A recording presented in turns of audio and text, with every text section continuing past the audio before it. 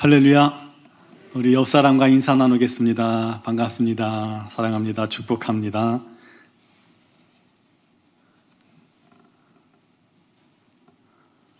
네, 지난 주일에 우리 김영희 집사님, 정석가 집사님 가정에서 김영희 집사님 친정 아버지께서 소천하셨었습니다. 그래서 우리가 찾아뵀었는데 장례를 잘 마치고 이제 오늘 집사님 네 분과 따님 그리고 손자 손녀 함께 예배 참석했습니다. 주님 만나실 때 가실 때 위로 많이 해주시고 또 슬픔 당한 가정을 위해서 계속 기도해 주시기를 부탁을 드립니다. 다음 주일은 부활 주일입니다. 우리 하나님께 부활의 주님을 찬양하며 경배하며 또 예배하기에 준비된 마음 갖고 나오시길 바라고요. 이번 주일은 한 주간 고난주간 특별 새벽 기도회가 있습니다.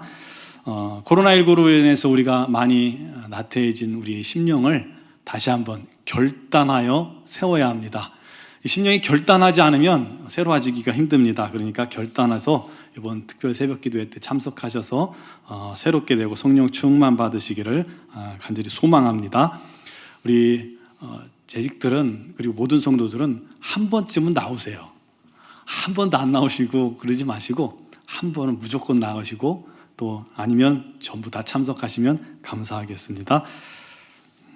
회복하게 하소서라는 주제로 진행됩니다. 그리고 한 2주에 걸쳐서 지금 교회 방수공사는 이제 마무리되지는 않았고요. 비가 오는 걸 봐서 이제 또 추가로 해야 될 것 같고 잠옷실 그리고 각 부서실 찬양대실 여러 곳에 지금 공사가 거의 마무리 단계에 되어 있습니다. 그리고 또 다솜교육관 지하 환기시설 또 화장실 타일이 다 일어나 가지고요 보수 공사를 했습니다. 마칠 때까지 좀 기도 많이 해주시고 또 기도해 주셔서 감사드리고 이번에 김희길 장로님과 우리 유경선 지사님 많이 수고하셨습니다. 만나시면 수고하셨다고 인사 좀 해주시면 감사하겠습니다.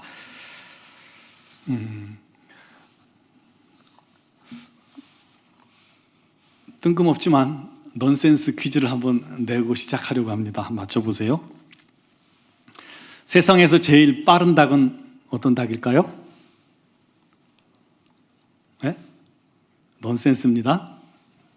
후다닥 맞습니다. 후다닥. 예, 그럼 제일 섹시한 닭은 어떤 닭일까요? 홀딱. 제일 망한 닭은요? 쫄딱 맞습니다. 죽은 닭은 꼴까닭. 이제 잘하네요. 미친 닭은 어떤 닭일까요? 햇가닭입니다. 이런저런 닭 중에서 가장 최고의 닭은 뭐냐면 토닥이랍니다. 토닥. 코로나19로 1년 넘게 여러분 잘 견뎌내시면서 얼마나 수고가 많으세요. 그러니까 오늘 이 시간은 자기 자신에게 한번 토닥 칭찬해 봅시다. 수고했어. 넌 잘하고 있어. 사랑해. 한번 해보세요. 토닥 잘하고 있어. 자신을 좀 이렇게 격려해 주시고 칭찬할 필요가 있는 것 같아요. 네. 우리가 주님을 사랑하지 못하면 내 자신도 사랑할 수가 없습니다. 내 자신을 사랑하지 못하면 이웃도 사랑할 수가 없어요. 반대로 우리가 주님을 사랑하면 내 자신을 사랑할 수 있게 됩니다. 왜냐하면 우리가 얼마나 사랑받는 존재인지 존귀한 존재인지 알기 때문이죠. 내 자신을 사랑하게 되면요 이웃을 사랑할 수 있게 됩니다. 그리고 이웃을 사랑할 수 있게 되는 것은 곧 우리 하나님을 사랑하는 것이죠. 그러므로 우리가 주님 사랑하기를 힘써야 할 줄 믿습니다. 나를 사랑하는 것은 마치 물이 하수구에서 회오리 지르면서 회오리를 치며 빠져나가는 것과 같습니다. 사랑은 이 나라는 욕망의 소용돌이에 들어가서 나를 위해 소비되면요 그냥 사라져버리고 없어집니다. 남에게 돌아갈 사랑이 없는 거예요. 반대로 주님을 사랑하게 되면 그 사랑은 마치 샘의 근원에서 생수의 근원에서 생수가 몽글몽글 계속해서 올라오는 것처럼 사랑이 끊임없이 솟구쳐 올라서 그 사람 주변을 온통 사랑으로 적실 수 있게끔 되는 줄 믿으시기 바랍니다. 왜냐하면 우리 하나님은 사랑이시기 때문입니다. 사랑의 원천이시기 때문에 써도 메마르지 않기 때문에 우리가 충분히 사랑할 수 있는 겁니다. 그래서 하나님의 사랑은 마치 모든 것을 포용할 수 있는 거대한 바다와 같고요, 하나님의 사랑의 넓이는 도저히 측량할 수 없는 우주와도 같은 것입니다. 만약에 그 큰 하나님의 사랑을 압축한다면 뭐가 될까요? 마치 탄소가 땅속 깊은 곳에서 땅속에 엄청난 압력과 열로 인해서 다져지면 영롱한 다이아몬드가 되어 나오는 것처럼, 하나님의 엄청난 그 사랑을 압축한다면 마치 해처럼 빛나는 결정체가 하나 나올 건데, 그게 바로 예수 그리스도입니다. 그 주님께서 저와 여러분과 함께 계심을 믿으시기 바랍니다. 오늘 본문 6절에 말씀합니다. 우리는 다 양 같아서 그릇 행하여 각기 제 길로 갔거늘 여호와께서 우리 무리의 죄악을 그에게 담당시키셨도다. 우리는 하나님을 떠난 죄인들입니다. 우리는 하나님의 원수들입니다. 우리는 도대체 긍휼히 여김을 받을 수 없고 용서받을 수 없는 악한 죄인들입니다. 그냥 심판받고 사형 선고받고 영원한 멸망으로 떨어질 수밖에 없는 그런 존재들입니다. 그런데 그렇게 말도 안 되는 죄인 된 우리들을 주님께서 사랑하시고 우리 하나님께서 사랑하셔서 죄 없고 흠없는 독생자 아들 예수 그리스도를 이 땅에 우리에게 보내주셨다는 것입니다. 그리고 우리 모두의 죄악을 그 주님께 담당시키셨습니다. 도무지 사람의 머리로서는 이해할 수 없는 일입니다. 여러분, 아브라함은 하나님께서 아들 이삭을 바치라고 명령하셨을 때 아들 이삭을 정말로 제물로 바치려고 했습니다. 그것은 명령하신 분이 하나님이시기 때문에 다시 살릴 것을 믿는 믿음으로 순종하려고 했던 것입니다. 만약 아들 이삭을 요구한 사람이 원수였다면 이삭이 그 일을 했겠습니까? 당연하지 않죠. 그런데 원수들의 죄를 아들에게 담당시키시는 하나님은 도대체 무슨 마음이셨을지, 그 마음 깊이 어떤 마음이셨을지 정말 궁금합니다. 뭐 대충 우리가 알긴 알지만 진짜 하나님의 마음이 궁금합니다. 여러분, 여기서 담당하셨다는 말은 오늘 말씀과 또 주님의 대속의 은혜를 우리가 이해할 수 있는 키워드입니다. 담당하셨다는 말은 무슨 뜻일까요? 그것은 대신 떠맡았다는 말입니다. 대신 짊어졌다는 말이기도 하고요. 구약시대에 대속죄일에 대해서 여러분 성경 읽기 계속하셔서 아마 읽어보셨을 거예요. 아실 거예요. 이스라엘 민족의 속죄를 위해서 대속죄일에 흠없는 순염소 몇 마리요? 2마리가 필요하죠. 그래서 제비를 뽑은 후에 1마리는 속죄제로 드리고 또 1마리는 아사셀 염소, 떠나보내기 위한 염소를 삼습니다. 2마리 다 이스라엘의 죄를 대신 떠맡을 희생 제물이죠. 제사장이 속죄 제물의 그 염소를 잡아서 그 피를 속죄소 위에 뿌리고 속죄소 앞에 뿌리고, 그를 통해서 이스라엘의 죄가 속죄됩니다. 사함받습니다. 또 제사장이 이번에는 아사셀 염소에게 2손으로 안수하지요. 안수해서 이스라엘의 모든 죄와 허물을 이 염소에게 다 전가시키는 것입니다. 그때 아사셀 염소는 이스라엘 민족의 모든 죄를 자기가 떠맡는 거예요. 염소가 떠맡는 거예요. 그리고 그 염소를 광야로 내보냅니다. 내보내면 이 염소가 가서 결국 이스라엘 그 죄를 지고 나가서 광야에서 죽게 됩니다. 죽음을 통해서 이스라엘의 죄가 사함받고 이스라엘에 있는 죄가 그 무리로부터 떠나가는 것을 의미하는 것입니다. 아니, 전능하신 하나님께서 왜 굳이 그렇게까지 하셔서 우리 죄를 용서하셔야 했을까요? 내가 널 용서하마, 이 한마디면 되는 거 아닌가요? 전능하신 하나님, 말씀으로 창조하신 하나님인데 왜 굳이 그렇게 힘든 과정을 통해서 우리 죄를 용서하실까요? 말씀 한마디면 끝나는데요. 그러실 수도 있겠지만 그것은 우리 하나님의 공의에 맞지 않기 때문입니다. 여러분, 지금 이 문재인 대통령 정부에서 강조하는 것이 공정이죠. 공평하고 올바름. 얼마나 좋습니까? 그런데 사람이 참 공정하기가 쉽지 않습니다. 어려워요. 애초부터 이 공정이라는 목표 자체가 너무 높은 도덕적 그런 기준을 가지고 있기 때문에 시도 자체가 너무 힘든 거였어요. 그러니 계속해서 욕을 먹는 겁니다. 그러나 우리 하나님은 공의로우신 분이십니다. 하나님께서 열심히 내가 공의를 쌓아야지 하고 노력해서 공의로우신 것이 아니라 하나님의 성품 자체가 공의로우시기에 하나님의 공의는 정확한 겁니다. 그렇다면 여러분, 하나님의 공의가 뭘까요? 하나님의 공의하는데요. 우리 하나님은 완전히 거룩하시고 완벽하게 선하신 분이십니다.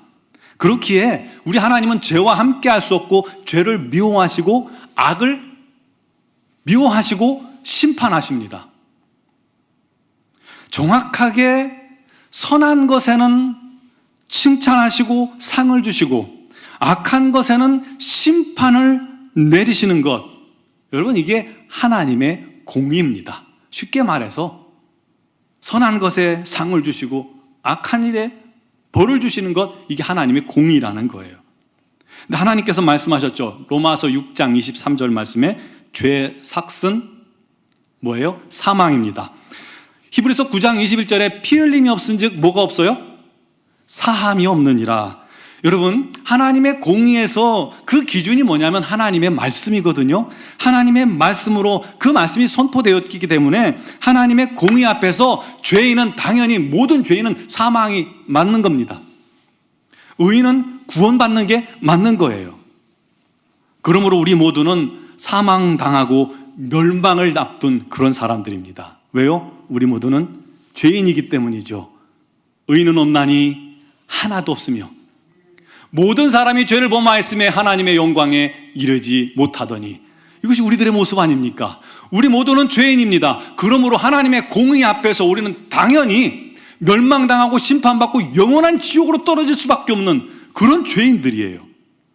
그런데 이런 우리가 하나님의 공의 앞에서 하나님의 공의가 훼손되지 않고 죄사함 받고 구원받을 수 있는 방법이 뭐가 있겠습니까? 하나님께서 딱 한 가지 길을 만들어 놓으신 거예요. 죄 없는 누군가가 우리 죄를 대신 짊어지고 죽는 것입니다. 그것을 구약시대에는 속죄 제물이 한 거고 아사셀 염소가 그렇게 한 것입니다. 근데 그를 통해서 구약시대는 사람들이 용서를 받았지만 그거는 그때뿐이잖아요. 그렇게 죄사함 받는 것은 그 제사 그 당시 그것으로 끝나는 것이지, 또 다시 죄를 지으면 또 다시 피의 제물과 제사가 필요했던 것입니다. 그것 때문에 결국은 죄 없고 완전히 흠없는 예수께서 우리의 죄를 대속하시기 위해서 영원한 속죄 제물이 되시고 영원한 아사셀 염소가 되어 주신 것입니다. 예수께서 우리의 죄를 대신 떠맡아 주신 거예요. 예수께서 우리의 죄를 담당하신 것입니다. 그를 통해서 다시는 제사 드릴 필요가 없는 영원한 속죄를 십자가에서 이루신 것을 믿으시기 바랍니다. 제가 청년 때 저희 청년부에서 지리산 노고단에 등반한 적이 있었어요. 친목 겸. 근데 이제 그때 올라가서 밥해 먹겠다고 예비로 쌀을 가져간다. 한 20kg 쌀을 후대에다 담아서 가져갔습니다. 벌써 30년이 훨씬 넘었으니까 그때만 해도 이제 올라가서 밥들을 많이 해 먹었거든요. 근데 그게 제가 막내였기 때문에 그 쌀자루를 제가 지었어요. 내 짐도 있고 쌀자루도 지었고요. 4시간을 노고단을 올라가는데 정말 너무 무겁고 너무 힘들었어요. 버려버리고 싶더라고요. 당장 버려버리고 싶었습니다. 땀을 펄펄 흘리는데 아무도 저를 돌아보지 않는 거예요. 괜히 맡을까 봐 쳐다보지도 않고 다들 올라가는 거예요. 이 치사한 남자 선배들이요, 여자 청년들이 조그만 짐을 가지고 가면 가서 너 무겁지 않니? 내가 들어줄까? 그러면서 짐을 들어주는 거예요. 옆에 이 사랑스럽고 귀엽게 생긴 후배는 그 무거운 짐을 지고 그렇게 끙끙거리고 있는데 얼굴도 쳐다보지 않고요, 여자 청년들만 기웃거리고 그 짐을 들어주는 거예요. 얼마나 속상하든지요. 투덜투덜거리면서 정말 4시간 걸리잖아요. 4시간 동안 그 산 정상에 올라갔습니다. 정상에 올라가면 거기가 공터가 그때 많았는데, 공터에서 이제 각 조별로 모여가지고 밥을 지어 먹는데, 밥을 지어 먹겠다고 모여가지고는요, 전부 다 가방에서 자기가 가져온 쌀자루를 꺼내는 거예요. 쌀 봉지를. 그때만 해도 이제 그런 데 가게 되면 봉투에 쌀 하나 갖고 오라고 광고했잖아요. 자기 쌀을 꺼내서 밥을 지어 먹더라고요. 느낌이 쎄했어요. 그런데 아니나 다를까 제가 지고 올라간 쌀은 한 톨도 가져가지 않았습니다. 그대로 남은 거예요. 그거 가지고 내려가야잖아요. 그 산 위에다 버리고 갈 수는 없기 때문입니다. 그래서 결국 또 막내인 내가 그 짐을 짊어지고 투덜거리면서 산을 내려가는데요, 너무 싫었어요. 너무 하기 싫었어요. 그래도 뭐 어떻게 해요? 한참을 가고 있는데 선배 하나가 뒤에 쫓아오더니, 야 광수야, 내가 대신 들어줄게.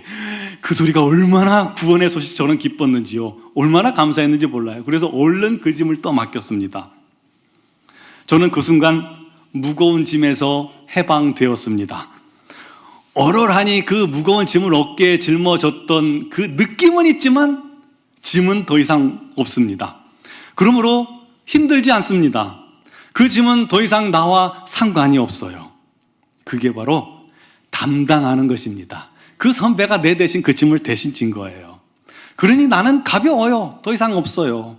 그래서 한참 신나게 내려가고 있는데 제 앞으로 그 형이 신나게 또 뛰어내려가는 거예요. 그래서 보니까 쌀자루가 없어요. 형, 쌀 어디다 놨어? 그랬더니 형이 말합니다.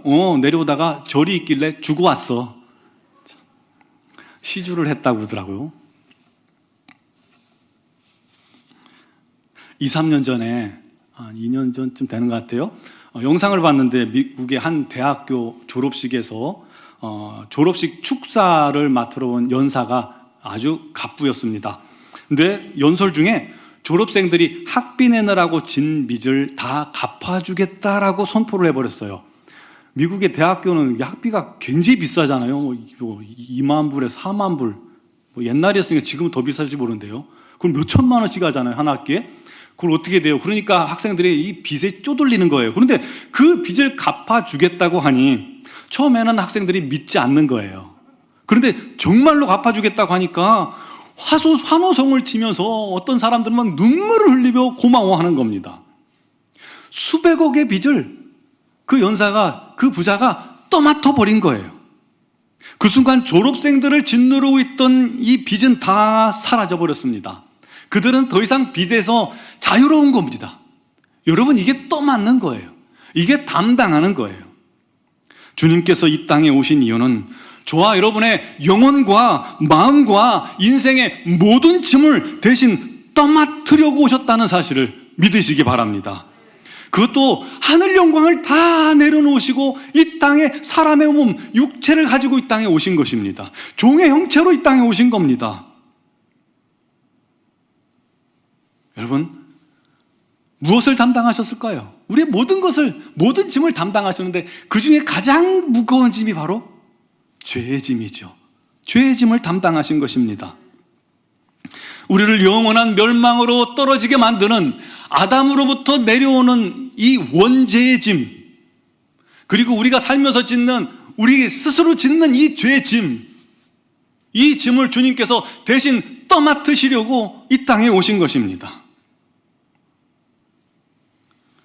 예수께서 예루살렘에 입성하실 때, 오늘이 바로 이 종려주일이잖아요. 종려주일에 우리 주님께서 예루살렘에 나귀를 타고 입성하셨습니다. 입성하실 때 이스라엘 백성들이 전부 다 자기 겉옷을 벗어서 바닥에 깔고요, 종려나무를 꺾어서 흔들고 바닥에 깔면서 환영했습니다. 다윗의 자손 예수여 환영했습니다. 호산나를 외쳤습니다. 그거는 왕의 행차 때 그렇게 주로 하는 건데, 예수님을 왕으로 대접하면서 지금 맞아들이고 있는 것이었습니다. 자기네 나라를 강성한 나라로 만들어 달라는 그런 뜻이었던 거예요. 왕이 되어 달라는 그런 말이었던 거예요. 그런데 그 예수님께서 힘없이 끌려가서 법정에서 심판을 당하는 재판을 받는데 아무런 변명도 없이 사형 선고를 받았잖아요. 그 순간 사람들이 낯빛이 돌변했습니다. 예수님이 뭔가 좀 할 줄 알았는데 아무런 힘 없이 당하는 모습을 보고 낯빛이 변했어요. 여러분, 사람들이 그렇지 않습니까? 사람 앞에서는 뭐 입에 발린 말, 좋은 말 다 하다가 뭔가 틀어지면 금세 돌아서서 비난하고 멸시하고 그러지 않습니까? 그것처럼 이 유대인들이 그렇게 환호하던 예수가 십자가에 달리자 돌이켜서 예수님을 향해서 온통 멸시와 천대를 쏟아붓는 겁니다. 차가운 눈빛으로 예수님을 쳐다보는 겁니다. 그뿐만 아니에요. 로마 병정들은 그 막 고기 먹다가 이빨에 낀 그 시커먼 고기를 자국 있는 그 이빨을 이렇게 드러내면서 예수님을 향해서 그 쇠꼬쟁이 달린 채찍으로 마음껏 예수님을 내리쳤습니다. 예수님의 살과 피가 다 사방에 튀는데도 이들은 히히덕거리면서 예수님을 내려쳤습니다. 그들의 무지막지한 뺨으로 예수님의 뺨을 내리쳤습니다. 더러운 침을 뱉었습니다. 요즘 같으면 큰일 날 일이죠. 갈대로요, 주님 머리를 툭툭 치면서 네가 유대인의 왕이냐? 네가? 예수님을 멸시했습니다. 모욕했습니다. 그리고 주님은 죄인의 십자가, 그 고통스러운 십자가에서 처절한 비명소리와 함께 못 박히신 것입니다. 저는 전에는 예수님이, 그래도 예수님이 하나님의 아들이시니까 십자가에 못 박히실 때 잘 참으셨겠구나 생각했었어요.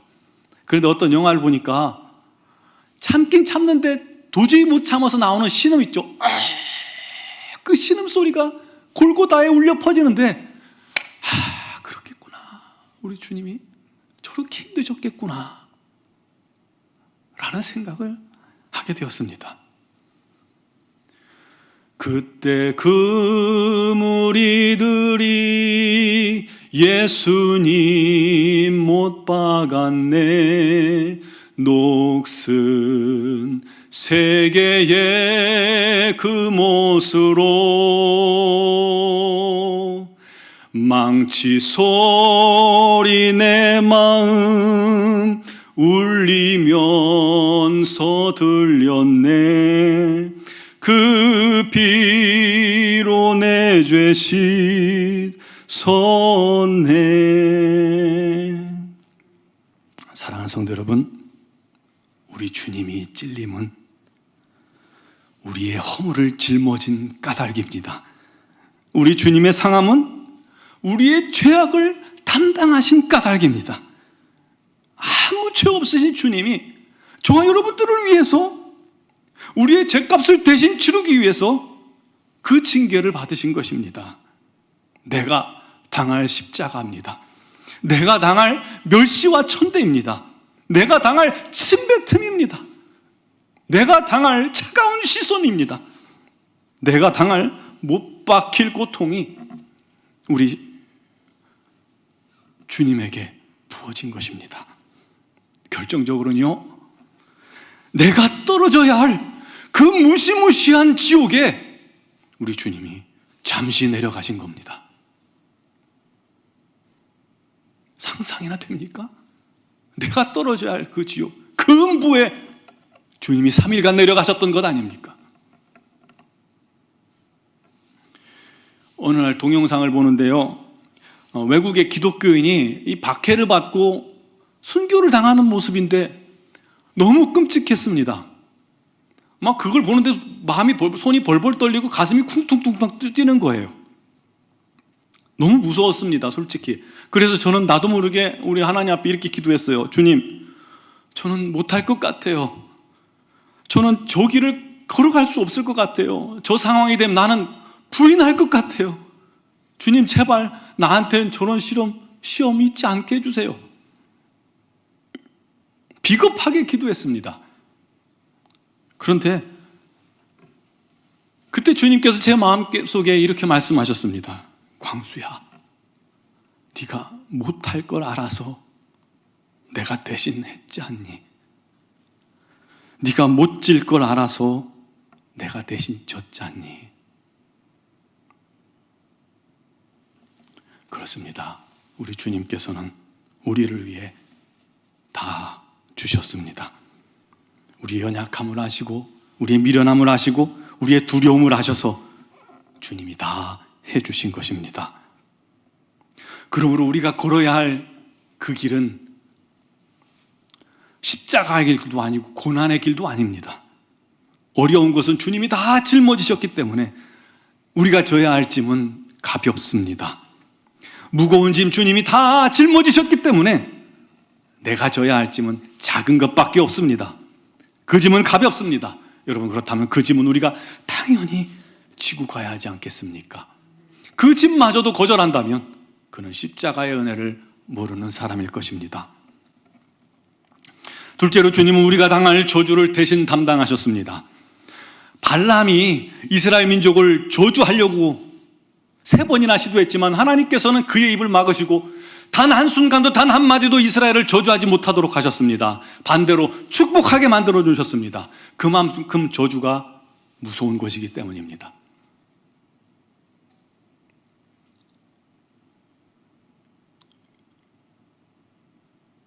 우리는 그런 저주 가운데 태어난 겁니다.